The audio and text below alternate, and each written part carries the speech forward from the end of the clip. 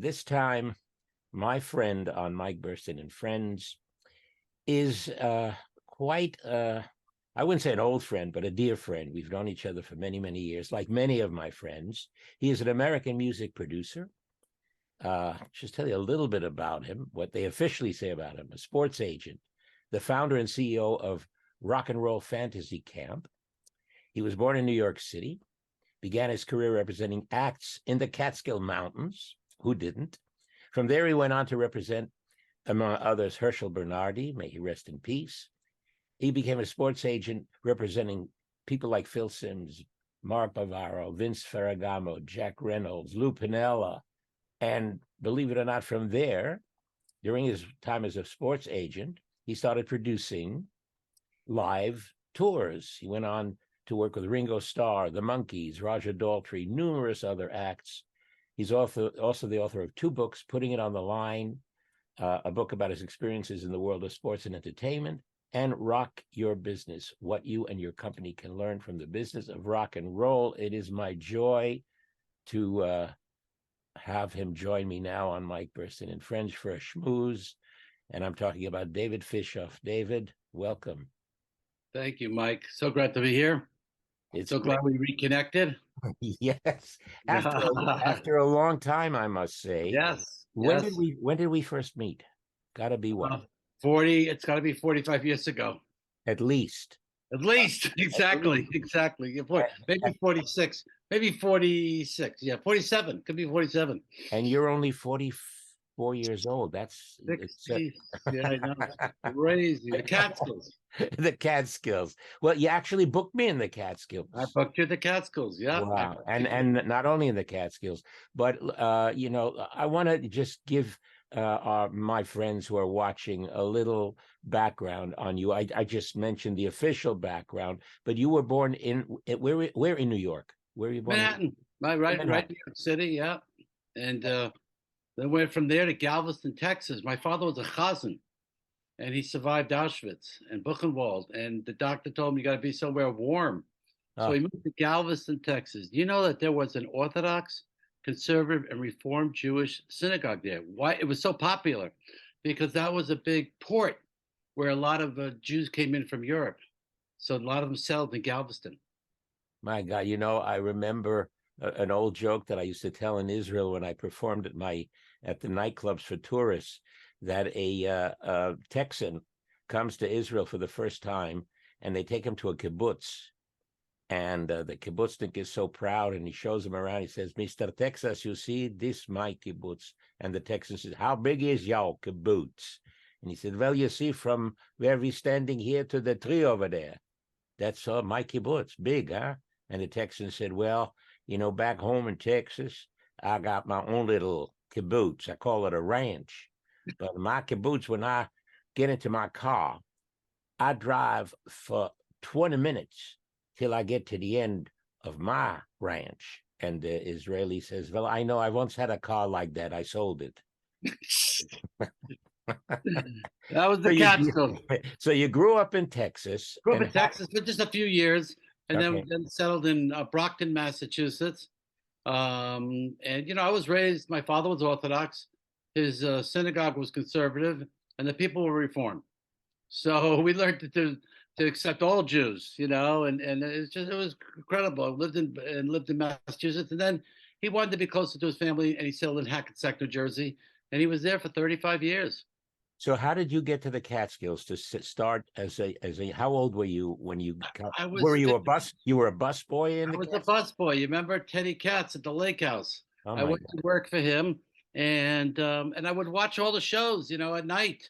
And it was Danny Tadmore, you came, and Van Harris, and all the comedians. All the others had to be clean acts, So I used to watch all the acts, and then my brother was a musician. He had a band, and I wanted to be in the band, but I wasn't good enough. He had a Jewish rock band, and they got to play Grossinger's, but I couldn't. I wasn't good enough. So my dad said, "Why don't you book 6 bands and become an agent?" And that's really what changed me. I couldn't make it as a musician, so then I decided to work for the Charlie Rap Agency. The Charles Rap Agency. And I learned to book acts up in the Catskills. Did you have any experience in that at all? Nothing. Nothing. Just well, I learned how to sell, and what happened was that they gave me artists to sell to the different bungalow colonies and to the hotels, and we used to package these artists like Freddie Roman and Henny Youngman, and they would give them shows like 50 shows and say you're going to play a kocheling, and then you're going to open at the Concord for Tom Jones,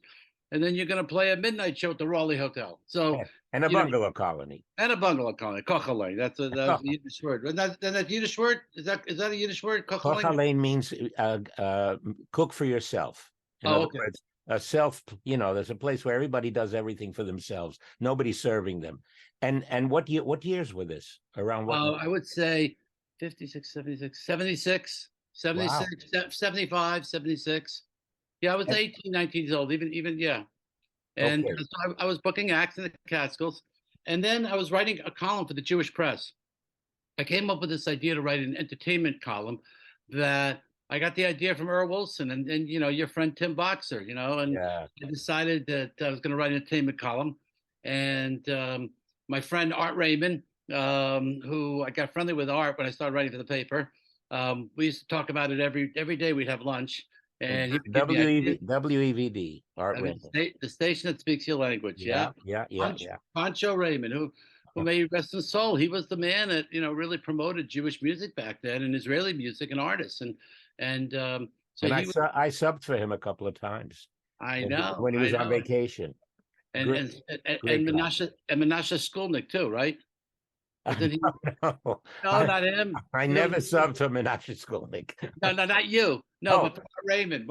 Someone there was a great Yiddish person that also subbed for him. But anyways, Art and I used to have lunch every day in the Ed Sullivan Building, and he would take me for lunch, and he was so great to me. And he'd say, he'd give me ideas of artists that I should do stories on, and so I started writing about Jewish entertainers like Jack Carter and Jan Murray and Alan King, and I started writing this column, and then in return for writing the column, they let me place an ad in the Jewish Press that I could sell entertainers.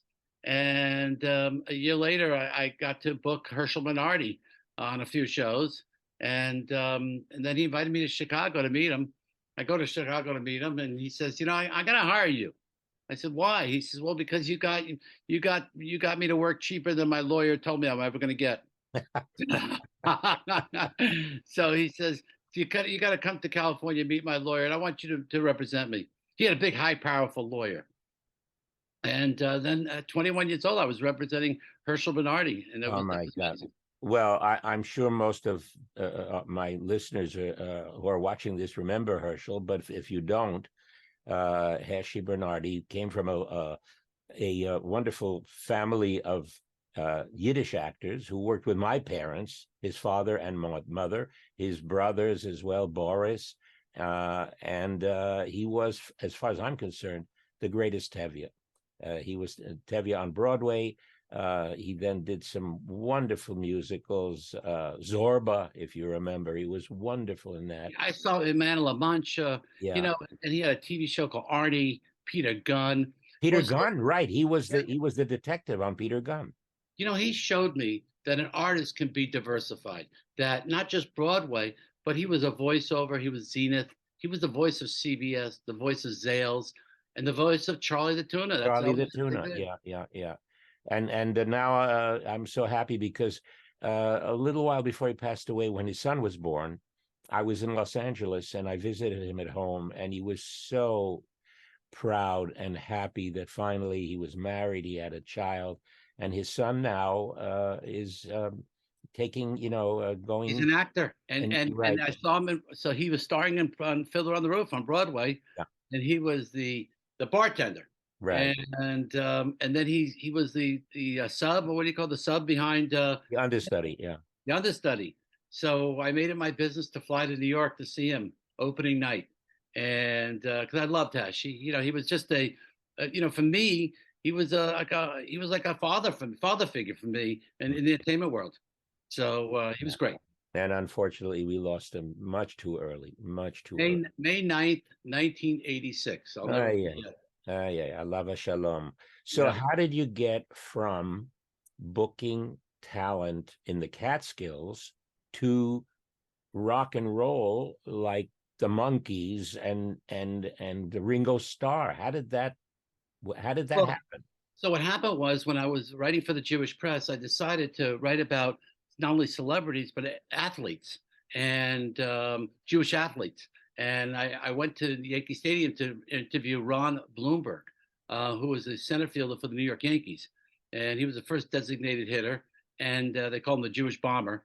And I was booking, not only was I booking, entertainers in the Catskills, I wanted to book athletes because I saw when Dr. J came up to a camp where I was staying, all the kids would go nuts, when he came there. And I said to myself, this is a lot easier than booking a comedian. Because when I would go book the comedians and the singers and go collect the money the next day, the bungalow colony owner or the hotel owner would say to me, he didn't do a Yiddish song. I'm not paying you. Taking up $25. Or the comedian, he wasn't funny. He was dirty. He was funny. And they take off another $50. And I'd sit there for hours to wait and begging them for money. And all of a sudden, an athlete would show up to camp and these kids would go crazy. And all they do is dunk the ball, take pictures. So I said, this is a lot easier. So I wanted to get in the sports business.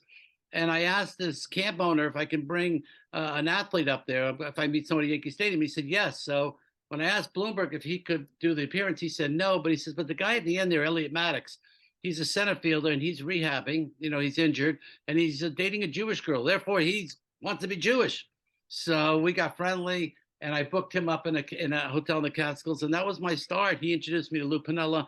He introduced me to a lot of other athletes, and I love the sports world. I love sports, and as a kid growing up. So I started representing professional athletes, and then I met the quarterback of the Giants, and then Lou Piniella, and 35 athletes later, I had a wonderful business of professional sports. So you went from the Catskills first, First, being a sports agent. Being a sports agent, and I did that. And I'd also book once in a while a good corporate club date, or a Jewish center would call me. But what happened was that I got a call one day, and because I was always in the newspapers in Los Angeles, I represented a quarterback named Vince Ferragamo, and he was a big star. He took the team to the Super Bowl, and he hired me to be his agent. And someone introduced me to a band called the Association.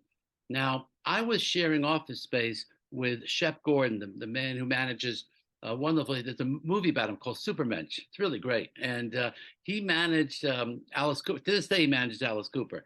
And he was a big music manager. And then there was Madonna's manager and Meatloaf's manager. We all shared this office space together. We all had the same accountant. This was in Manhattan? In Manhattan, in 1775 Broadway on the 7th floor. And I saw these gold records on the wall. And I said to myself, this is more fun. This is creativity. This is fun. And I decided that I wanted to get in the music business. And I got a phone call from somebody asked me if I wanted to represent the Association. And the Association was a band in the 60s. Well, you don't know. Their songs were Cherish, Windy, Never My Love, all the songs that you hear in the dentist's office. And they were nice, mellow music. So Muzak. Muzak. So I came out to California to meet them. And they were they sang 7 voices. They started singing me their new music. And I said, no, play me the old songs. I want to recognize them. And they were just fabulous. So I came back to New York.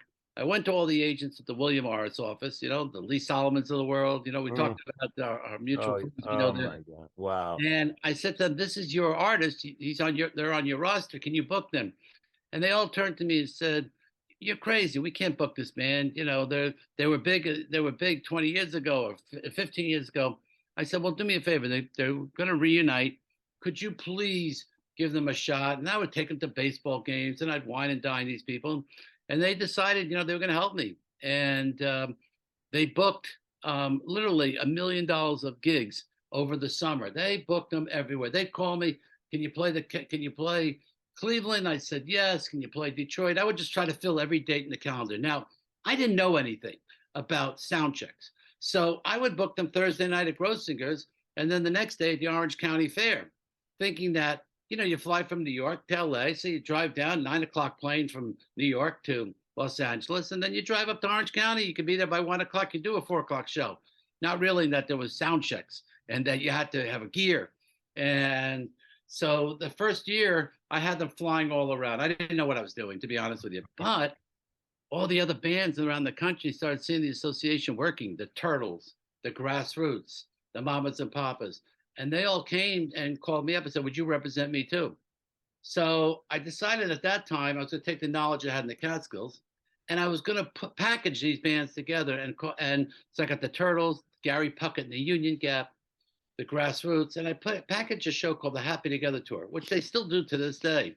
And I basically, would sell them to all these promoters. Well, William Morris would sell them to me to all these promoters around the country. And what really happened was in 1984, The Big Chill came out. And when The Big Chill came out, everyone had nostalgia. They all wanted to hear the old music, Motown and these bands, and they would only perform hits. So it was a great, great evening of like 35 hits. And I ended up doing 125 shows, Mike. It was incredible. They played every theater and around the country. And then you were still pretty young. How old were you? I was young. I was probably 28, Oh 27. my God. 28. Wow. Here I Wow. am booking a host shows around the country. And I know I was doing that and my sports personalities. And then what happened was in the year I was 29. And then I decided the next year in 85, I'm going to do the Turtles again, but I'll add the Birds. I'll add the Mamas and Papas. And I put 4 new bands on. And I told these bands, you only do hits because they all want to do new music because they want to show their music. And I said, that, you do the new music, then you put everyone to sleep. So, those are the bathroom breaks. I said, just give them a half-hour hits. And the show got so popular.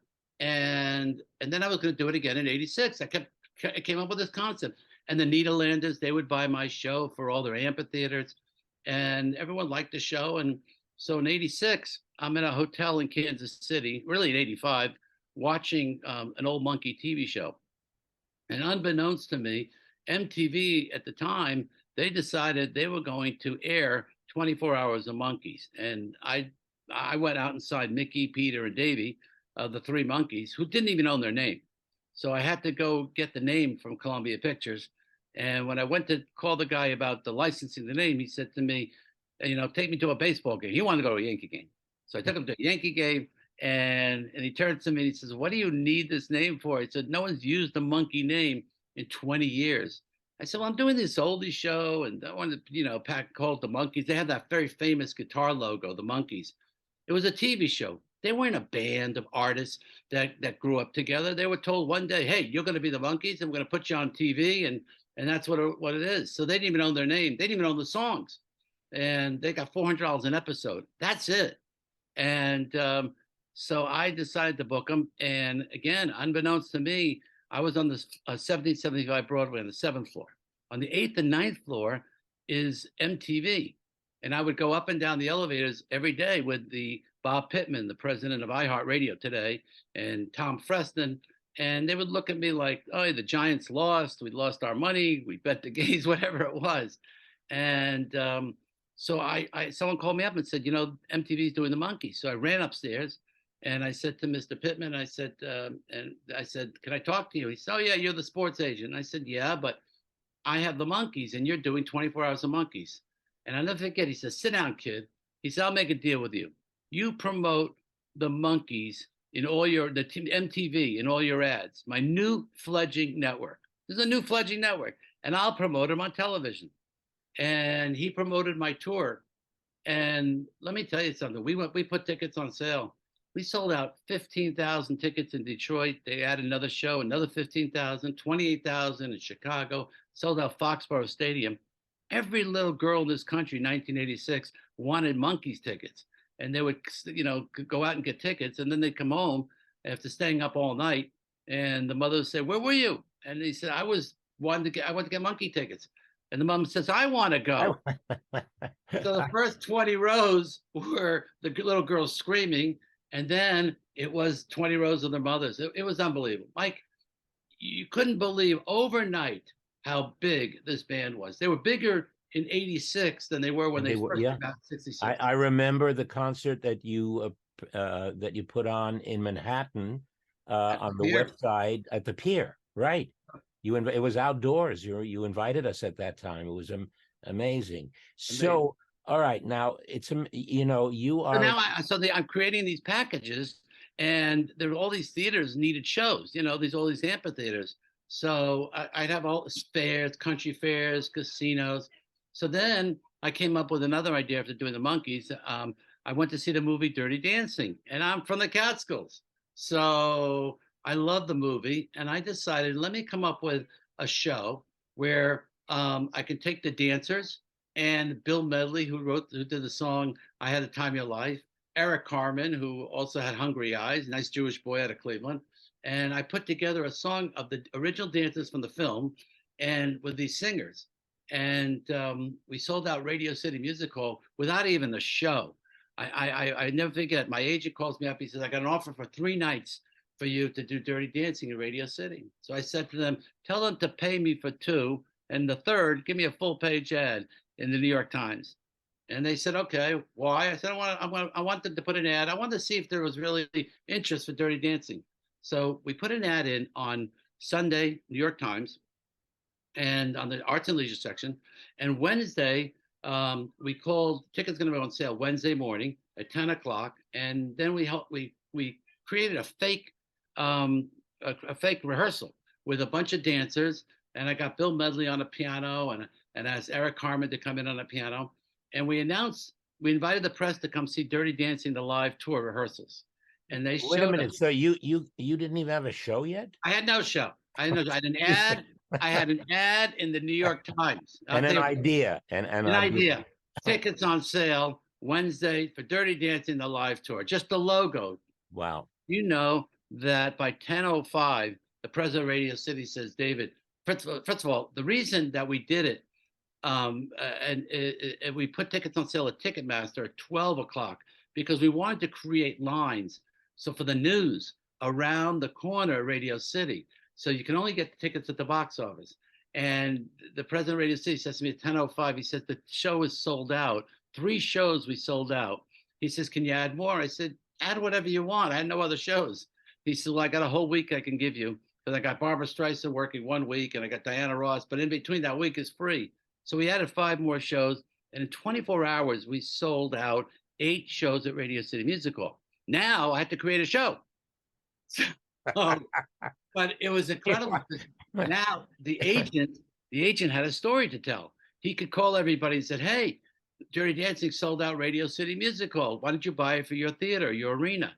And the Greek Theater bought 3 nights, Pacific Amphitheater.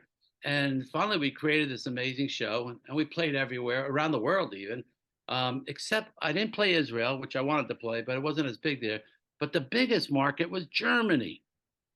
And they called Schmutzig Tanzen. That's what they called it there.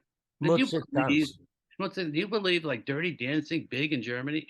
They went crazy, the Germans. But did they expect to see the original cast, the 2 leads in this show? Yeah, they wanted the dancers. Was anybody disappointed? No. They wanted not only the movies, they wanted to see the live show. So all these promoters from Germany were calling me. Marcel Avram. Remember Marcel, right? I remember Marcel. Israeli? Yeah, Israeli did Michael Jackson there. And he called me, and I said, "Marcel, I can't sell you the show." I said, "My dad's a Holocaust survivor. The last thing I want to sell is to play the German market." Because, as a kid being raised, we weren't allowed to have any leather in the house. We weren't, no Volkswagens, nothing made from Germany. So he offered me $500,000. I said, "Marcel, I'm not doing it." I got a call from Marek Liebenberg, another promoter there. Marek, yeah. Sure. And he offers me $750,000. He says, "I'm Jewish. Don't you want to sell me?" I said, "No, I'm not selling you the show." I said, "I'll play everywhere." And I literally played London. I played everywhere, but I'm not going to play Germany. Now I get a call from Michael Jackson's lawyer, and he says, "Listen, I have a client of mine, and we know you're not going to sell it to Germany, but can you meet the guy?" So I said, "I meet the guy. He comes to see me, and he offers me $1 million." And I said, "I really appreciate it, but I can't play Germany. It just wouldn't work. It just doesn't feel right." So that night, I called my father, and I said, "Dad, you're going to be so proud of me." I said, "I turned down $1 million to play Dirty Dancing in Germany." There on the other side of the phone, my father's screaming at me, "Adibis Mishiga?" He said, "Nem the Geld." He said, "Nem the Geld." He said, "Take their money." So I called the guy back. I said, "For $1.4 million, we'll do the deal." and I landed up playing Germany, and I went for one night. It was I remember they wanted to open up on Rosh Hashanah. I said, no, you have to wait till I'm there. So I flew in, and I did one show there, made sure the show was perfect, and then I flew back. I said I'm going to fly to Israel, and for the high holidays, and I sat on a plane next to your friend Ofra Chaza. Um, And that Zichrona livracha, may she rest in Oh peace. wow! She was That was saying to Hillel, she was saying to Hillel the whole entire time, uh, and she talked to me, and then she explained to me why why she was scared to fly.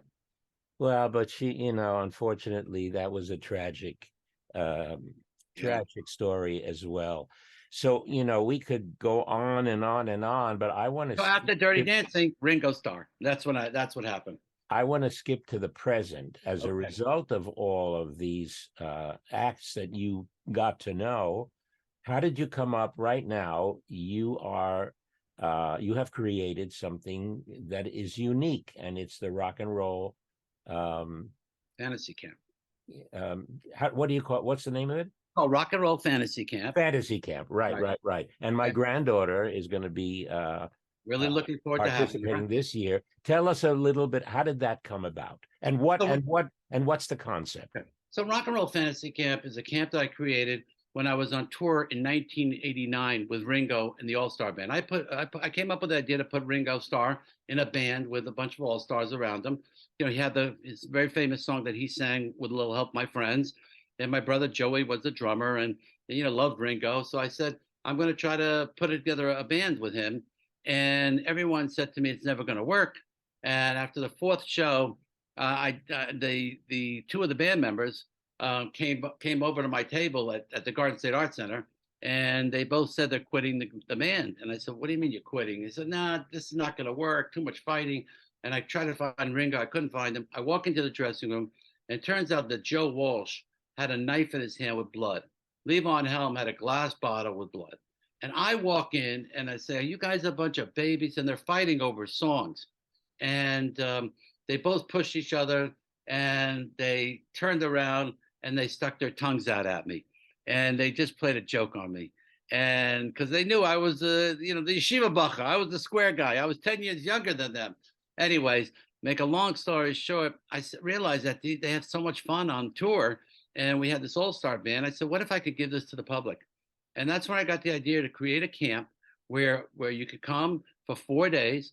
I'll put you in a band. Each band will be mentored by a touring rock star, and then you'll get the opportunity each day at camp to play with a superstar, a member of Motley Crue, a member of Guns N' Roses, a member of Poison, and you'll play live at the Whiskey a Go Go, and you'll play at the Viper Room, and you'll record a record. And I'm going to put you through a boot camp of 4 days.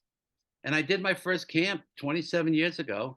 I got so much publicity, but I only sold 14 spots. So I decided not to do it again.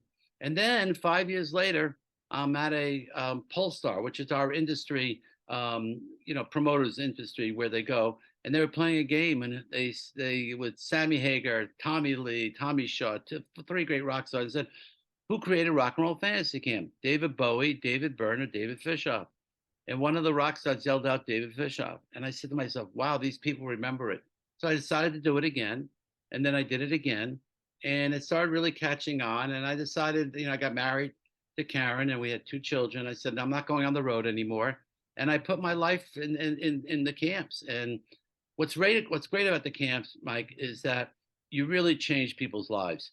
You're putting them in experience that they've never, they're in boot camp for 4 days, and they're really learning how to, the ins and outs of being a rock star, and what it takes. And it takes perfection. It really does. People think that, oh, just because I can play guitar, I'm good. But you really see that these people play their instrument 4 or 5 hours a day, the pros.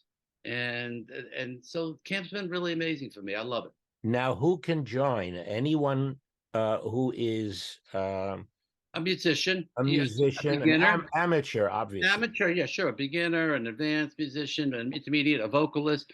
And I basically I usually get a teen band, because there's some really great musicians out there.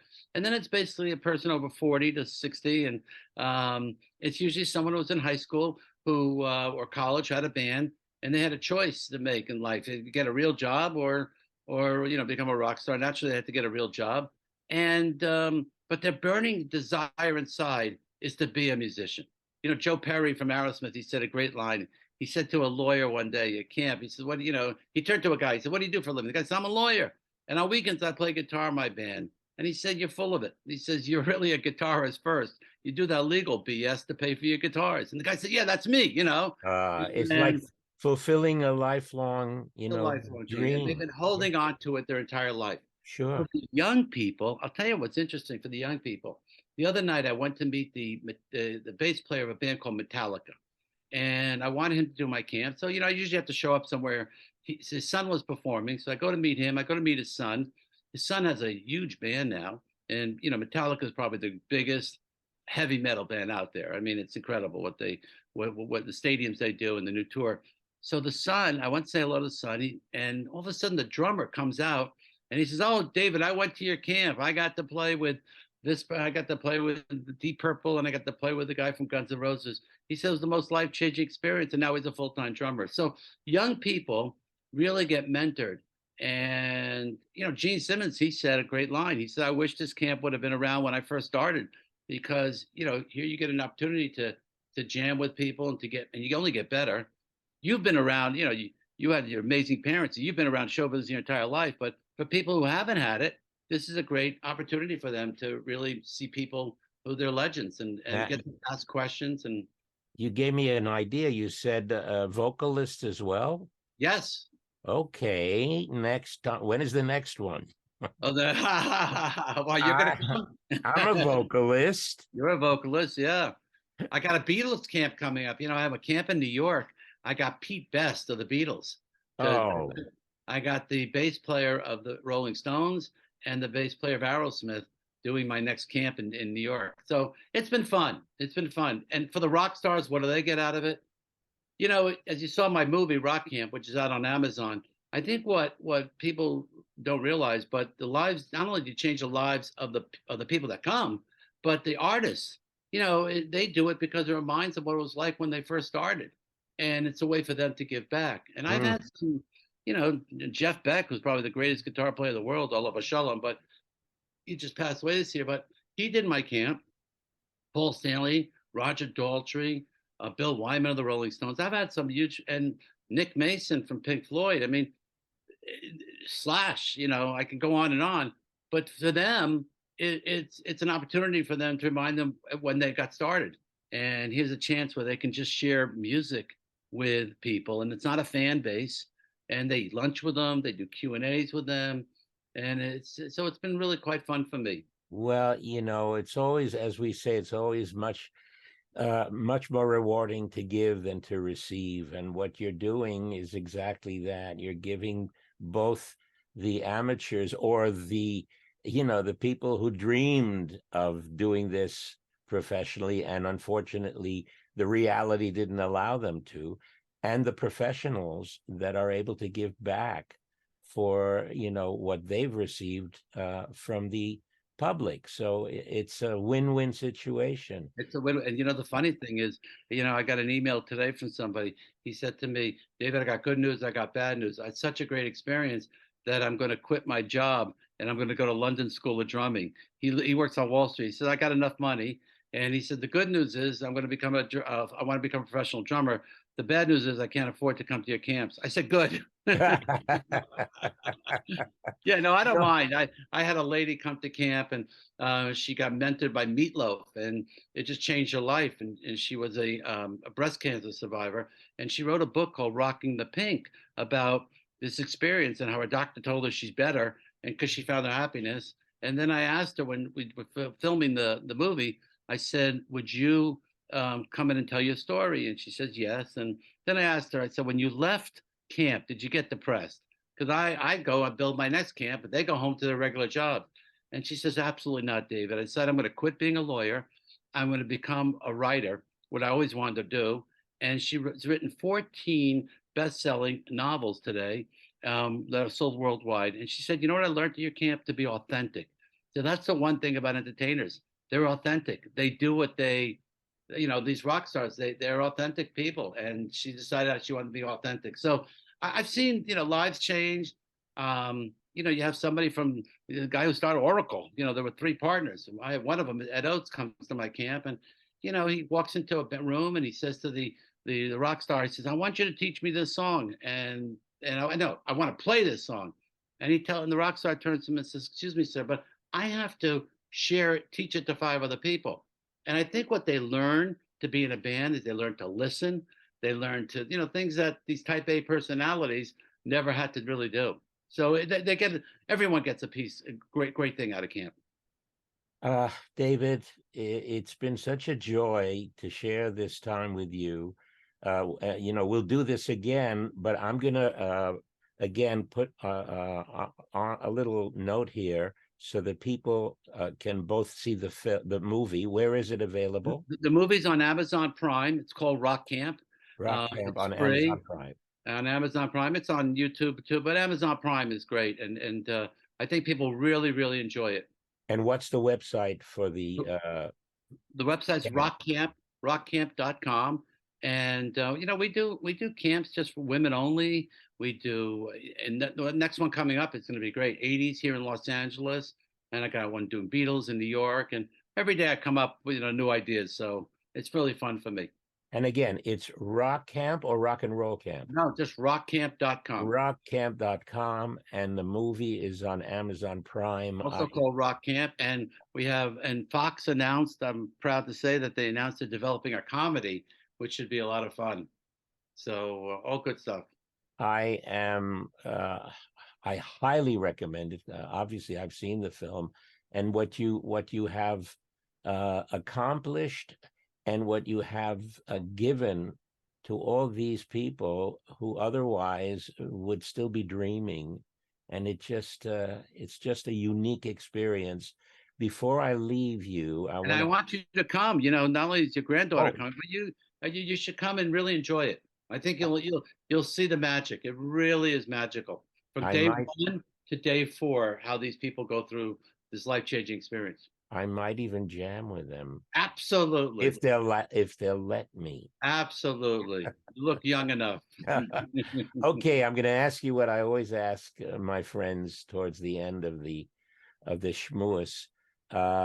If there is one individual that gave you the inspiration to become who you are, who inspired your life, who would it be?